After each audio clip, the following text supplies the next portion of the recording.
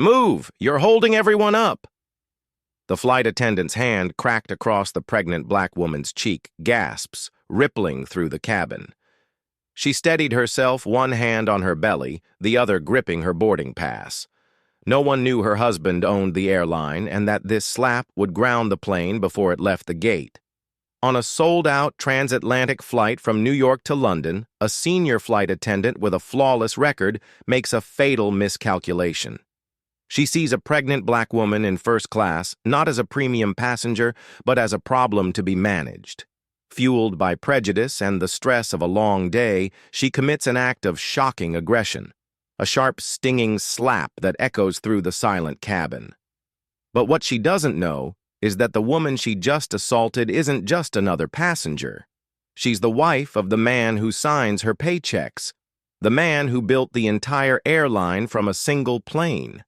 This isn't just a story about a bad day at work. It's about the moment Karma boarded Flight 727 with a first-class ticket and a very long memory. The air in the Aura Air Celestial Lounge at JFK was a carefully curated symphony of tranquility. Soft jazz notes mingled with the gentle clinking of porcelain and the distant muted roar of jet engines. It was an oasis of calm amidst the controlled chaos of international travel. Dr. Simone Monroe, however, felt none of it. Her hand rested protectively on the gentle swell of her 6-month pregnancy, a small, constant reassurance in a world that had suddenly tilted on its axis. Her phone buzzed with another text from her sister in London. "Dad's stable, but the doctors are still concerned. He's asking for you." Simone, a distinguished pediatric cardiologist from Johns Hopkins, was used to being the one providing calm, measured updates, not receiving them. The irony was a bitter pill. She had boarded this last-minute flight, leaving her husband Marcus to handle a crucial investor meeting in San Francisco. He had insisted she go his voice a warm, steady anchor over the phone. "Go be with your father, Eve. I'll reroute and meet you there as soon as the deal is closed. Aura will take care of you." Aura, Marcus's baby.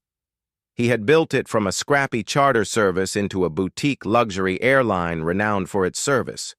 He poured his soul into every detail, from the thread count on the duvet in the sleep pods to the sommelier-selected wine list. For Simone, flying Aura Air usually felt like an extension of home. Today, it was just a means to an end, a 7-hour chasm of anxiety she had to cross. As she was escorted to the gate for priority boarding, she felt a familiar wave of morning sickness, an unwelcome companion that had overstayed its first trimester welcome. All she wanted was to curl up in her seat with a bottle of water and a blanket and disappear until they landed at Heathrow. She found her seat 1A, a private suite, at the very front of the first-class cabin. She settled into the plush leather, her body sighing in relief. She was just closing her eyes when a crisp, almost sharp voice cut through her momentary peace. "Ma'am, I'll need to take your coat and stow your handbag for takeoff." Simone looked up at a flight attendant whose name tag read Karen Miller. She was a woman in her late 40s with blonde hair pulled back into a severe bun and a smile that didn't reach her cold blue eyes. There was an air of rigid authority about her, the kind that comes from decades of enforcing federal aviation regulations and judging passengers' carry-on luggage. Of course, Simone said, her voice a little tired. "Could I possibly get a bottle of water before we take off? I'm feeling a bit unwell." Karen's smile tightened. "We'll begin our full beverage service once we reach cruising altitude." "I understand," Simone replied, trying to keep her tone even. "I just feel a little dehydrated. I'm pregnant, and a simple bottle of water would really help." Karen glanced dismissively at Simone's bump, a flicker of something unreadable in her eyes. It was a look Simone had seen before, a subtle cocktail of doubt and annoyance. It was the look that questioned whether she truly belonged here in this seat on this plane. The rules are for everyone's safety. All items must be stowed and all passengers must be seated. Once the captain turns off the seatbelt sign, I'll see what I can do. With that, she took Simone's bag and coat and disappeared. Simone sighed, leaning her head back. It was a small thing, a bottle of water, but the dismissive refusal felt personal. She tried to brush it off, blaming the woman's stress or her own heightened sensitivity. The plane pushed back from the gate. The safety video, featuring a cameo from Marcus that always made her smile, flickered to life. As the plane taxied towards the runway, Simone tried to adjust her seat belt. The standard belt dug uncomfortably into her lower abdomen. She had flown just 3 weeks prior, and the crew had immediately and discreetly provided her with a seatbelt extender for comfort and safety. She looked for a call button, but Karen was already making her final pass through the cabin. "Excuse me," Simone called out softly as Karen approached. "Could I get a seatbelt extender? This one is quite uncomfortable." Karen stopped, her posture stiffening. She looked down at Simone, then at the fastened belt, her lips pursed in a thin line of disapproval. "Ma'am, you need to be properly secured for takeoff. The belt is designed to sit low and tight across your hips." "I know," Simone said patiently, her medical training kicking in, "but on a pregnant woman that can put undue pressure on the uterus. An extender allows it to be positioned safely below the belly. Your colleague on my flight from Baltimore gave me one without any issue." Karen's expression soured. "I am the purser on this flight, and I am telling you that you are wearing it correctly. We don't just hand out extenders because a passenger finds the belt uncomfortable. They are for passengers of size who cannot otherwise secure the belt." The implication was clear and deeply insulting. Simone felt a flush of anger rise in her chest, but she tamped it down. "It's not about comfort. It's about safety. Standard procedure for pregnant passengers on most major airlines, including, I believe, this one. I am aware of the procedure." Karen snapped, her voice, now loud enough to draw the attention of the passenger in 2A, a young man with headphones around his neck, who was now watching with undisguised interest. "And in my 20 years of flying, I've never had a complaint. Please keep the belt as it is." She made a move to walk away. This was no longer about a seatbelt or a bottle of water. It was about dignity. "I'm a doctor," Simone said, her voice quiet but firm, laced with an authority that Karen was not expecting. "And I am telling you that this is not safe for my baby. I will not put my child at risk because of your refusal to follow your own airline's protocol. Please get me an extender or get the captain." The cabin fell silent. The young man in 2A, whose name was Liam, had discreetly propped his phone up on his tray table and started recording. Karen's face, already pale, turned a mottled red. To be challenged so directly, so publicly by this woman, it was an affront to her authority, her experience, her entire sense of order. In her mind, Simone was no longer a passenger. She was a problem, an uppity woman who thought her first-class ticket gave her the right to question the crew. All the day's frustrations, a fight with her ex-husband over money, a younger flight attendant getting a more desirable route. The relentless pressure of the job coalesced into a single point of white-hot fury directed at Dr. Simone Monroe. "I am the authority here," Karen hissed, leaning down, her face inches from Simone's. "You will do as you are told. You will sit back. You will be quiet, and you will not question me again. Do you understand me?" Simone was stunned by the venom in the woman's voice. She did the only thing she could think to do. She stood up or tried to, her pregnant belly making the movement awkward in the confined space. She needed to create distance to de-escalate, to find another crew member. "I will not be spoken to this way," Simone said, her voice trembling slightly with a mixture of shock and anger. "I am a passenger, and you are." She never finished the sentence. In a flash of pure, unrestrained rage, Karen's hand shot out. The sound was a sickening crack that cut through the cabin's hum, a slap hard and sharp across Simone's face. Time seemed to freeze. Simone stumbled back into her seat, her hand flying to her cheek, her mind reeling in disbelief. The sting on her skin was nothing compared to the profound shock, the absolute violation. A gasp came from an older woman across the aisle. Liam in 2A caught his breath, his phone still recording the lens. capturing the raw, ugly moment in perfect, damning clarity. Karen stood frozen for a second, her own eyes wide with a flicker of horror at what she'd done. The dam of her professionalism had not just cracked, it had been obliterated.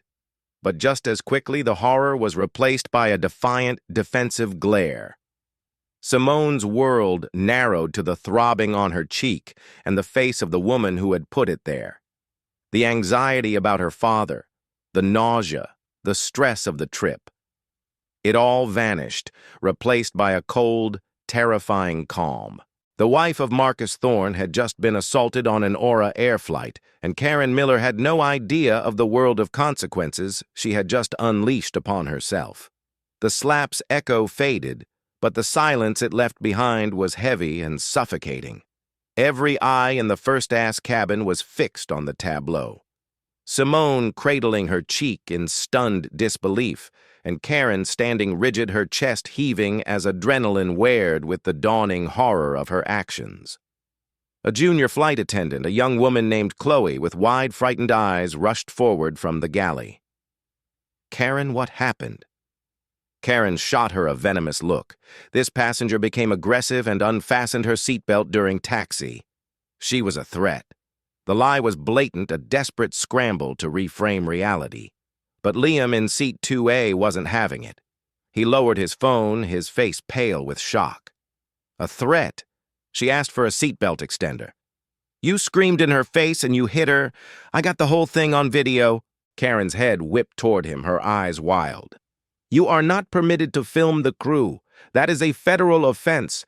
Assaulting a pregnant passenger is a bit more serious, don't you think?" Liam retorted, his voice shaking but firm. The commotion reached the cockpit. A calm, authoritative female voice came over the intercom. "Cabin crew report to the flight deck." Now it was Captain Eva Rostova, a non-nonsense veteran pilot known for her unflappable demeanor. Chloe, looking terrified but resolute, touched Karen's arm. "We have to go." As Karen was led away, her face a mask of defiant fury. Chloe paused beside Simone's seat. "Ma'am, Dr. Monroe, are you all right? I'm so sorry. Let me get you some water. An ice pack." Simone finally found her voice, though it was raspy. "My baby." I felt a sharp pain when she couldn't finish her hand, flying to her abdomen, where a cramp was tightening like a fist. The stress, the shock, the physical jolt, it was all converging on the most vulnerable part of her. Panic flared in Chloe's eyes. Okay, we're returning to the gate immediately. The captain has already called for medics to meet us." The plane, which had been nearing the runway, began a slow, deliberate turn back towards the terminal. An announcement from Captain Rostow came over the speakers, her voice devoid of emotion, but carrying an unmistakable weight of authority. "Ladies and gentlemen, this is your captain speaking. Due to a security incident in the cabin, we are returning to the gate. We appreciate your patience. We will provide more information shortly." Passengers in the other cabins began to murmur. Their curiosity piqued. In first class, the atmosphere was thick with a shared sense of shock. The older woman who had gasped, a Mrs. Gable, leaned across the aisle. "My dear, are you all right? I saw the whole thing. That woman was a menace. You were perfectly calm." "Thank you, Simone," whispered the validation, a small comfort. She accepted the ice pack Chloe offered, pressing it to her throbbing cheek. The physical pain was a dull ache, but the emotional turmoil was a raging storm. Her primary concern shifted entirely to the life inside her. The cramping was persistent, a terrifying reminder of her baby's fragility. When the plane docked, the jet bridge connected with a soft thud that sounded like a gavel. The door opened not to disembarking passengers, but to two Port Authority police officers and a team of paramedics. They came directly to Simone's seat.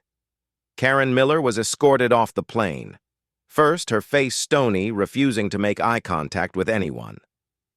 The police were professional quiet, asking her to accompany them.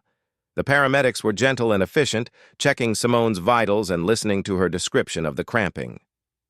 "We need to get you to a hospital to be monitored, Mom," the lead paramedic said kindly. just as a precaution.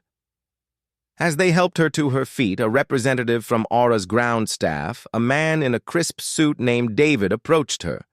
His face was a picture of professional concern. "Dr. Monroe, I am the station manager. I am profoundly sorry for what you have experienced on our flight. We have a private lounge for you where you can wait for transport, and we will handle everything. Your luggage, your onward travel to London, everything." Simone just nodded, feeling numb. She allowed herself to be led off the plane away from the prying eyes of the other passengers. In the sterile quiet of the celestial lounge, the very place her ordeal had begun, she finally let the tears fall. They weren't just for the humiliation or the pain, but for the fear. Fear for her baby and fear for her father waiting for her across an ocean she now felt unable to cross. David, the station manager, handed her a bottled water. "Is there anyone we can call for you, doctor?" Monroe Simone wiped her eyes and took a deep breath. Yes, there was one person. She pulled out her phone. Her fingers trembled as she found the contact. Marcus. He would still be in his meeting on the West Coast.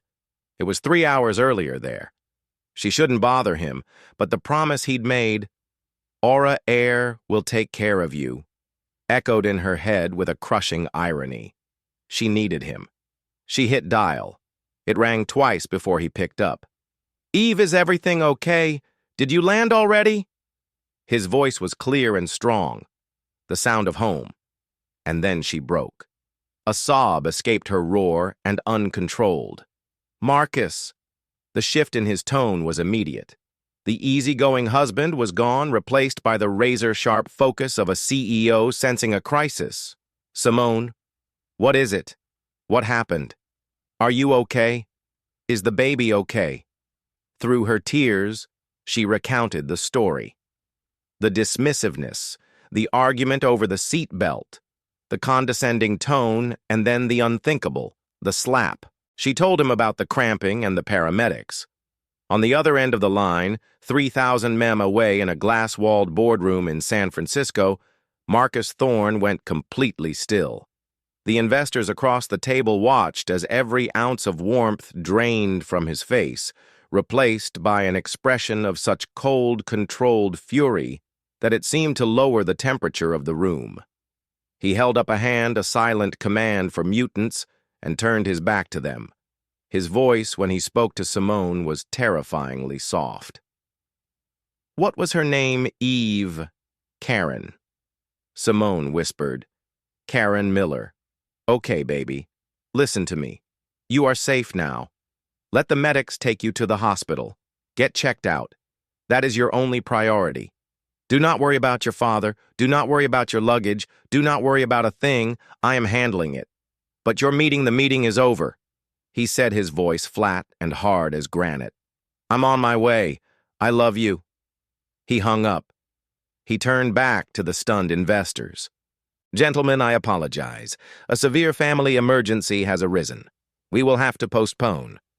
Without another word, he packed his briefcase, his movements precise and economical. His assistant, a young man named Ben, scurried after him. "Mr. Thorne, what do I tell them? Where are you going?" Marcus didn't break his stride as he headed for the private elevator. "Clear my schedule for the rest of the week. Get the jet ready for immediate departure destination JFK, and get Daniel Chen in HR and Jessica Alvarez from our legal team on a conference call with me in 30 minutes. Tell them to access all records, flight manifests, and personnel files for Aura Air Flight 707 New York to London. There's been an incident." Meanwhile, back at JFK, Liam, the student from seat 2A, was sitting in the main terminal, his heart still pounding. He watched the video on his phone one more time. The audio was crystal clear. The sharp crack of the slap, the flight attendant's snarled words, the pregnant woman's gasp of pain. It was irrefutable. He knew what he had to do. He opened his social media apps. He wrote a simple caption, "Unbelievable. Senior flight attendant on at Aura Air Flight 707 physically assaults a pregnant black woman in first class for asking for a seatbelt extender.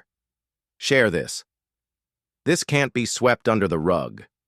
He attached the video and added the hashtags. Toucha Air hashed Flight 117. Assault H. Sucker and Corporate Accountability Justice for Simone. He hit post, and a firestorm began to ignite online, completely unbeknownsted to the corporate leadership of Aura Air, who were about to get a call from their furious founder. A founder whose wife was at that very moment being wheeled into an ambulance, her face bruised, and her body trembling with fear for their unborn child. The karma Karen Miller had set in motion was no longer a distant threat.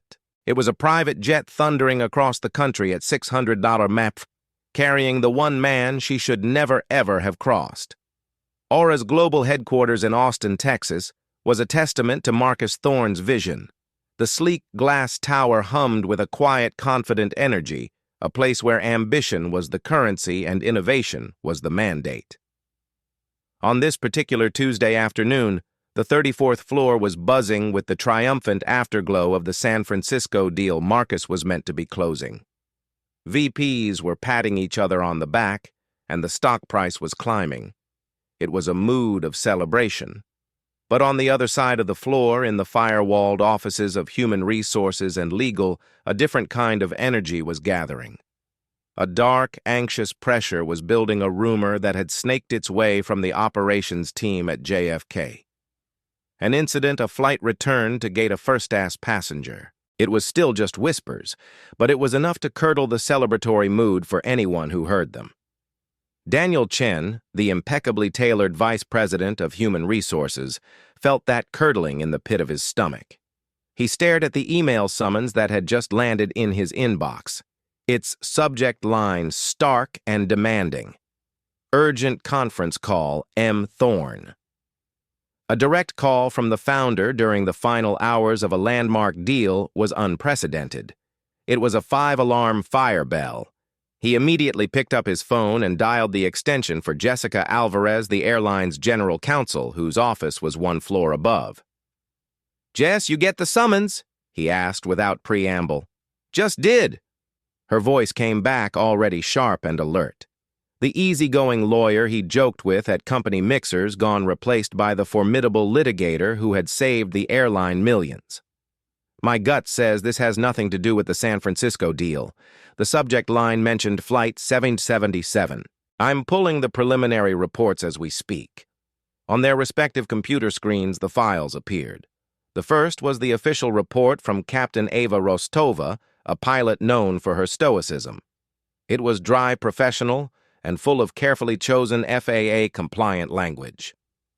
Flight 777 returned to gate at JFK due to a disruptive passenger incident involving purser Karen Miller and a passenger in seat 1A. Passenger alleged verbal abuse and physical contact. Pursera Miller alleged passenger was non-compliant and aggressive. Port Authority police met the aircraft. Purser Miller has been placed on administrative leave pending full investigation. Passenger removed for medical evaluation. Standard by the book report from Rostover. Daniel murmured, scrolling. "She gives nothing away." "That's what worries me," Jessica retorted. "Now look at Miller's statement." Daniel opened the second file. Karen Miller's own report was a masterpiece of corporate self-preservation. It painted a vivid picture of a heroic flight attendant under siege. She described the passenger as unusually demanding from the moment she boarded and claimed she refused multiple polite requests to secure her seatbelt in accordance with federal law. The climax of her narrative was a carefully crafted paragraph of passive, evasive language. The passenger's agitation escalated to the point where she became a physical threat to herself and the cabin. In an attempt to de-escalate and create a safe space, I raised my hands defensively. In the process, I inadvertently made contact with the passenger's face while gesturing for her to remain seated. Jessica scoffed, her voice dripping with contempt, inadvertently made contact while gesturing. "That's not an explanation, Dan. That's a lie someone stayed up all night rehearsing. It's the kind of phrase people use when they know they're guilty." "Agreed," Daniel said, pulling up Karen Miller's personnel file. 22 years with the airline. Not a single official complaint, a wall of combinations for punctuality and perfect, uniform adherence. On paper, she's our best flight attendant. On paper, Jessica echoed skeptically. People with files this clean are either saints or sociopaths who are masters at burying their mistakes and intimidating their colleagues into silence.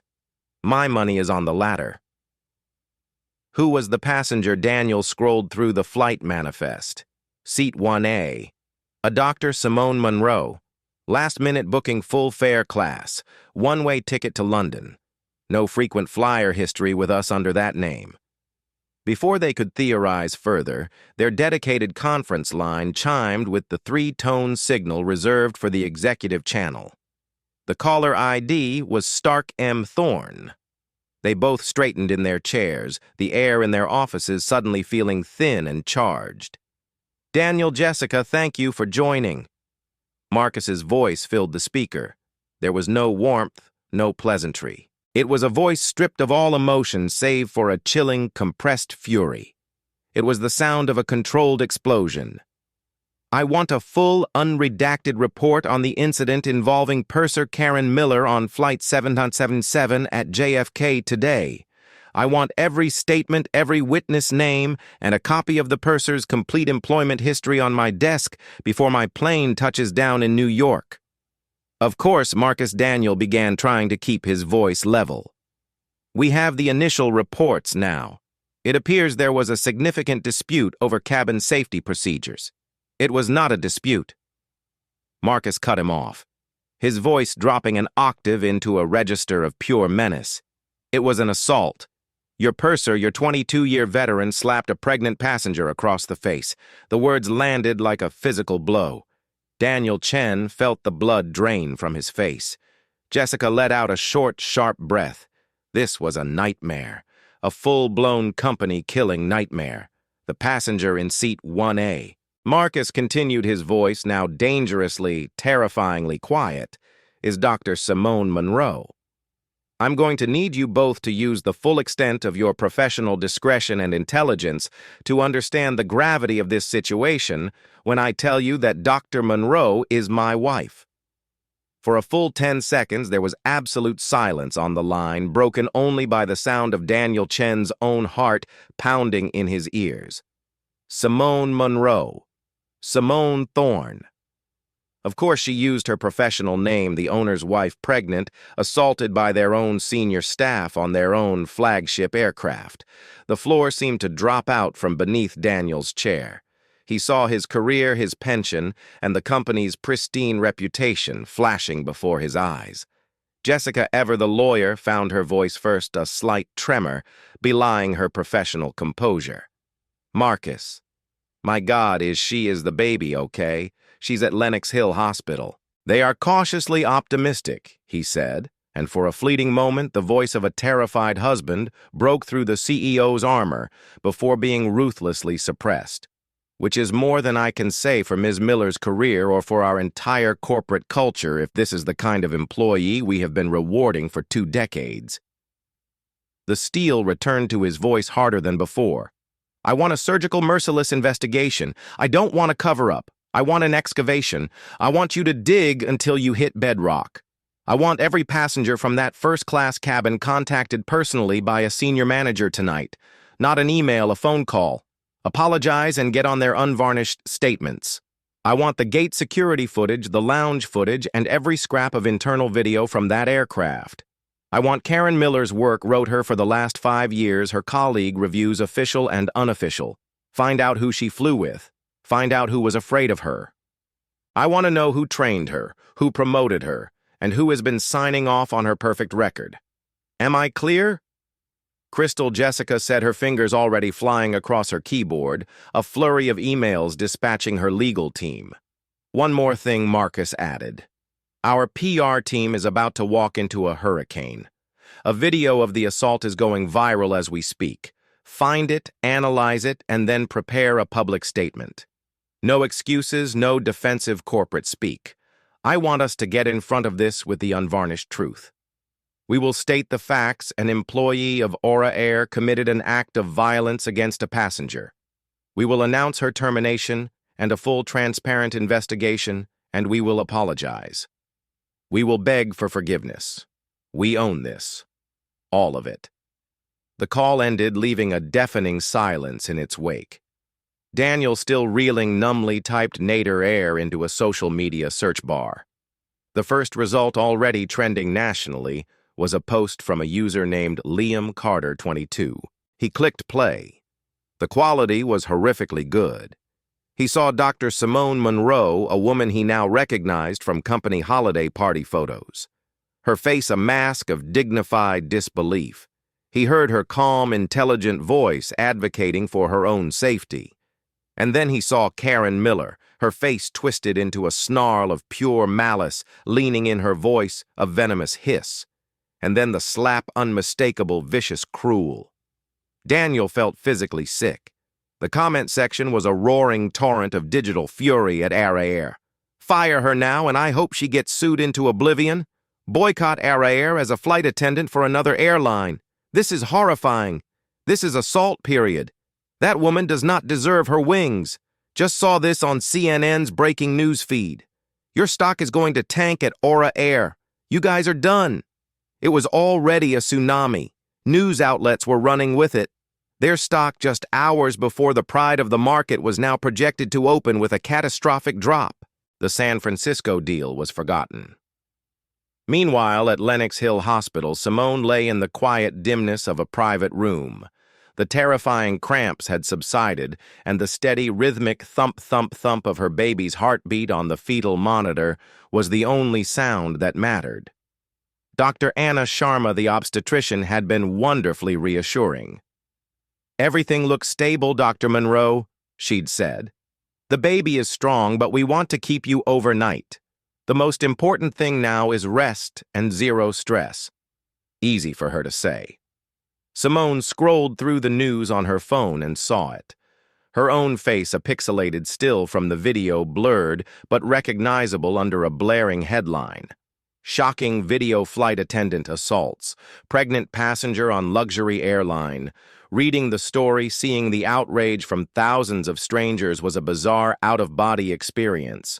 It was horrifyingly public, but it was also a profound validation. She wasn't crazy. She hadn't overreacted. The world saw what she had felt. It was wrong. Hours later, the door to her room opened softly. Marcus stood there. He looked like he had aged 10 years in the last 10 hours. His suit jacket was gone, his tie was loosened, and his face was etched with exhaustion. But his eyes, locked on her, were filled with a universe of love relief and a deep, simmering fury. He crossed the room in 3 long strides and took her hand, his touch infinitely gentle, as if she were made of priceless, fragile porcelain. He didn't speak at first, just leaned down and pressed a long, soft kiss to her forehead, then another to the swell of her belly over the thin hospital blanket. "I'm so sorry, Eve," he finally whispered, his voice thick with an emotion he rarely showed. "I promised my airline would take care of you. I promised, and it let you down in the worst way imaginable." "It wasn't the airline, Marcus," she said softly, her fingers tracing the worry lines on his brow. "It was one hateful person." He looked up and she saw the cold fire return to his eyes. One hateful person who was allowed to thrive in our system for 22 years. He counted that as a failure of leadership. That is on me, and I am going to fix it. I am going to tear down the culture that allowed her to exist and rebuild it from the foundation up. I promise you that. His phone buzzed with a text. He glanced at it. It was from Jessica Alvarez. "We have her. Karen Miller has been called for a formal debriefing at JFK Ops 10:00 a.m. tomorrow. She's walking into the lion's den and has no idea." Marcus typed a quick reply. He then put the phone away and looked back at his wife, his expression softening once more. "You rest, Eve. You and our baby. That's all that matters." He kissed her again. "I have a meeting to attend tomorrow." He was no longer just the husband. He was the founder, the CEO, the owner. He was the lion. And judgment was coming to New York. The Aura Air JFK Operations Center was a world Karen Miller knew intimately. For 22 years, its corridors had been her domain. She walked down the hallway, the brisk, authoritative click of her heels on the polished terrazzo floor. A familiar sound of her own importance. She felt a knot of anxiety, of course, but it was a shallow, manageable feeling easily overshadowed by a towering sense of righteous indignation. Her union rep had been clear stick to the script. She had replayed the narrative in her mind 100 times until it felt like the absolute truth. The passenger was agitated and non-compliant, a clear and present danger during a critical phase of ground movement. I felt threatened. My actions were solely to maintain control and ensure the safety of the cabin. The viral video was a pest and illegally recorded snippet stripped of all context. It was amateur theatrics against her decades of decorated service. The company, she reasoned with the conviction of a veteran, would always protect its own. They needed her. They would quell this social media brushfire with a quiet settlement and a non-disclosure agreement for the passenger. In a week, it would all be forgotten. She was safe. She adjusted the collar of her crisp uniform blouse and pushed open the heavy oak door to the designated conference room and froze. The air rushed from her lungs. This was not the small, sterile debriefing room she had been expecting. This was the main boardroom, a chamber of power she had only ever glimpsed from the hallway. A cavernous space of dark wood, brushed steel, and floor-to-ceiling windows that overlooked the bustling runways of JFK. A colossal mahogany table so polished it reflected the grim sky outside stretched down its length like a judicial bench. At the far end, silhouetted against the window, sat a panel of figures. She instantly recognized Daniel Chen, the VP of Human Resources, and Jessica Alvarez, the airline's formidable general counsel. Their faces were stony, unreadable masks. But it was the man at the head of the table who made her heart stop dead in her chest. Marcus Thorne. He wasn't a picture in a magazine or a face on the safety video anymore. He was there in the flesh, radiating an aura of such intense still power that it seemed to consume all the oxygen in the room. The CEO himself, here for her. The cold dread that began to seep into her bones was no longer a vague anxiety. It was a paralyzing, icy certainty. The carefully constructed walls of her self-assurance didn't just crack. They vaporized. She felt small, transparent, and terrifyingly exposed. "Miss Miller, thank you for coming," Marcus said. His voice was unnervingly calm, a quiet baritone that carried across the vast table with absolute command. It was the gentleness of a surgeon before the first incision, and it was more frightening than any shout. "Please have a seat." His gesture indicated a single isolated chair positioned directly opposite him. The walk to it felt like a mile across a barren desert. Her heels, once a sound of authority, now seemed to echo with a pathetic hollow click. She sat down, her back ramrod straight, her hands clasped so tightly in her lap. Her knuckles were white. "We are here, as you know, to discuss the incident on Flight 707 yesterday." Marcus began, his gaze unwavering and intense. He hadn't blinked. "I have read your official statement. Before we proceed with the company's evidence, I would like to give you the opportunity to recount the events in your own words. Tell me what happened from your perspective. It was a trap, and she knew it, but it was the only path offered. This was her last chance to sell the lie." She cleared her throat, her voice emerging as a strained, greedy version of its usual self. Thorne. The passenger in 1A became very difficult as we prepared for takeoff. She was refusing to secure her seatbelt correctly. When I instructed her on the proper procedure, she became verbally aggressive. She was agitated, unfastening her belt and attempting to stand up while we were taxiing. I was deeply concerned for her safety and the safety of the flight. My only intention was to de-escalate to create space. She trailed off the rehearsed words, sounding flimsy and absurd in the tomb-like silence of the room. Marcus listened patiently, his expression unchanging. When she finished, he nodded slowly. a compelling narrative of a flight attendant acting under pressure to maintain order, a narrative of heroism almost. He let the word hang in the air for a beat. Unfortunately for you, Ms. Miller, it is a complete and utter fabrication. He gestured to Jessica Alvarez. The general counsel, with the precise movements of a predator, slid a sleek tablet across the table towards Karen. Ms. Miller, this is a sworn and signed statement from passenger Elena Gable, a retired school teacher who was seated in Tootie. Jessica said, her voice sharp and clinical. She states, and I quote, "The flight attendant was hostile from the very first interaction. The young woman in 1A was perfectly polite, a model of patience. She simply requested a seatbelt extender, explaining she was pregnant. The flight attendant spoke down to her like she was a child before outright refusing the request." Jessica continued, without pausing for breath. We also have a statement from passenger Ben Henderson in 3A. His words, "I was listening to music, but I took my headphones off because the flight attendant's tone was so aggressive. The passenger never raised her voice.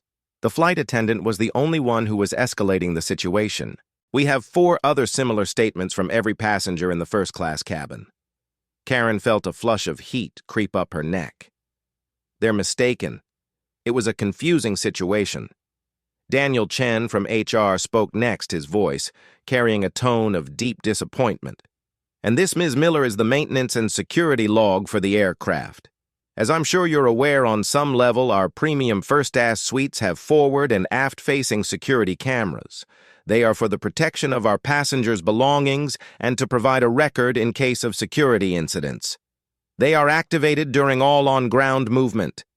They do not record audio, but as you'll see, the video is quite clear."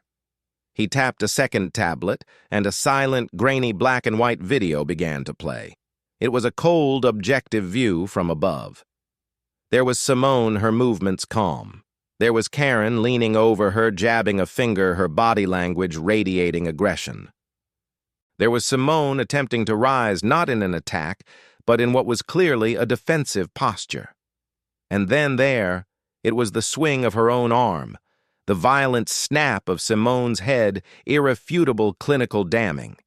A strangled gasp escaped Karen's lips. She stared at the screen, at her own ghostly image committing the act. She had never known about those cameras. In 22 years, no one had ever mentioned them. And then, of course, Marcus said, his voice dropping to a near whisper, "There is this." He nodded toward the large 80-inch monitor mounted on the wall. It flickered to life. The video was instantly recognizable, Liam Carter's video. But this was no longer on a tiny phone screen. It was life-sized, and it had sound. The boardroom was filled with the audio of her own voice dripping with condescension. "In my 20 years of flying, I've never had a complaint." Then came Simone's voice, calm, firm, and reasonable. "It's not about comfort. It's about safety." Then her own voice again, rising to a hiss. "I am the authority here. You will do as you are told." And then the sound. The sickening, sharp crack of the slap echoed through the high-tech speakers, as loud and horrifying as it had been in the cabin. It was followed by the collective gasp of the passengers. The video ended. The monitor went black. The silence that descended upon the room was absolute, profound, and condemning. Karen Miller finally broke. The trembling started in her hands and spread through her entire body. A low, guttural sob tore from her throat. Her professional mask, her composure, her lies, all of it shattered into a million pieces. It was a mistake, she cried, the words tumbling out in a desperate, pleading rush. A terrible mistake. I was having a bad day. I'm under so much stress. Please, I have given 22 years of my life to this company. 22 years. Doesn't that count for anything? Marcus leaned forward, resting his elbows on the table. The calm demeanor was gone, replaced by a cold, concentrated fire in his eyes. 22 years, Ms. Miller, he repeated, his voice low and intense. For 22 years you have worn our uniform. For 22 years you have drawn a paycheck from this company. A company built on a single inviolable promise that every soul who steps onto our aircraft will be treated with service dignity and above all respect. And in a matter of minutes, you burned that promise to the ground. You didn't just have a bad day. You systematically targeted and abused a passenger. You refused her a simple standard-issue safety device. You chose to humiliate her rather than help her, and then you physically assaulted her. He paused, letting his words hang in the air like an indictment. You want to talk about your 22 years of service. Let me tell you about the woman you assaulted. Let me tell you about Dr. Monroe. She is one of the country's leading pediatric cardiologists. She spends her days holding the fragile hearts of children in her hands. She was on that flight rushing to the bedside of her father, who she believed was dying. She is 6 months pregnant with a child that she and her husband have wanted for years. A child she fought for. That is who you struck, Miss Miller. That is the life you treated with such contempt. Karen stared at him, her tear-streaked face a mask of confusion. The level of detail was jarring. It didn't make sense. How could you possibly know all that about her? She whispered. Marcus Thorne's face became an expression of pure, cold granite. He delivered the final devastating blow with the precision of an executioner. Because Dr. Simone Monroe is my wife, and that was my unborn child, whose life you put at risk. The world stopped. The air crystallized. For Karen Miller, it felt as though the floor of the boardroom had fallen away, plunging her into a black, soundless abyss. His wife, the CEO's wife, the random uppity passenger in 1A, was the wife of the man who owned the entire airline. Every piece clicked into place, the immediate return to the gate, the presence of the station manager, the speed of the investigation, the CEO himself sitting at this table. It was not a corporate debriefing. It was a personal judgment. The full crushing weight of her monumental career-ending, life-altering miscalculation crashed down upon her. She had not merely made a mistake. She had committed an unforgivable sin against the throne itself. A broken animal sound of despair escaped her lips. Oh God, oh my God, I didn't know. No, Marcus said, his voice devoid of any pity. You didn't, but it shouldn't have mattered. He stood up, signaling the end. Your employment with Aura Air is terminated effective immediately. You have disgraced the uniform. As of this moment, you are trespassing on company property and will be escorted out. He looked at Jessica. Our legal team will be in direct contact with your union representative regarding the civil suit we will be filing against you for material damages to our brand and reputation. The criminal matter, Ms. Miller, is already in the hands of the Queen's District Attorney. We are, of course, their star witness. As two discreet but unyielding security guards entered the room, Karen collapsed in on herself, sobbing hysterically. They helped her to her feet and guided her out, her cries echoing down the hall she had once patrolled with such pride. Marcus watched her go, his expression grim. He turned to his stunned team. This ugliness does not end here, he said, his voice ringing with a new, powerful resolve. This is a new beginning. This cancer of prejudice was allowed to grow in the dark. We are about to flood this entire company with light. In the weeks that followed, Marcus Thorne didn't just manage a crisis. He ignited a revolution. He personally fronted a press conference, his public apology raw and direct. He announced not just the termination, but the vigorous prosecution of Karen Miller. He then introduced the Simone Monroe Initiative, a ground-up overhaul of corporate culture. It mandated deep, immersive training on unconscious bias de-escalation and dignitary service designed and co-led by civil rights experts. He publicly promoted Chloe, the junior flight attendant, celebrating her as the new standard of Aura Air integrity.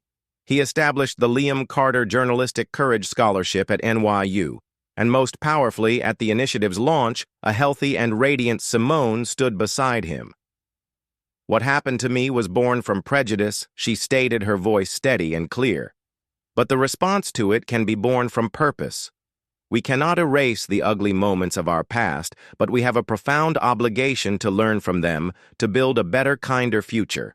The story of Flight 777 became an industry legend not just as a cautionary tale of one woman's spectacular downfall, but as the story of an airline that faced its darkest moment and chose not to hide, but to transform.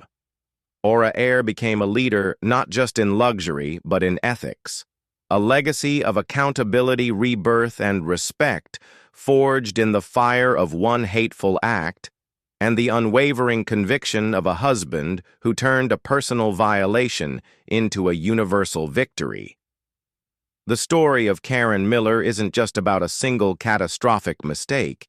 It's a testament to the fact that karma often works not through mystical forces, but through the clear, direct consequences of our own actions. She didn't just lose her job.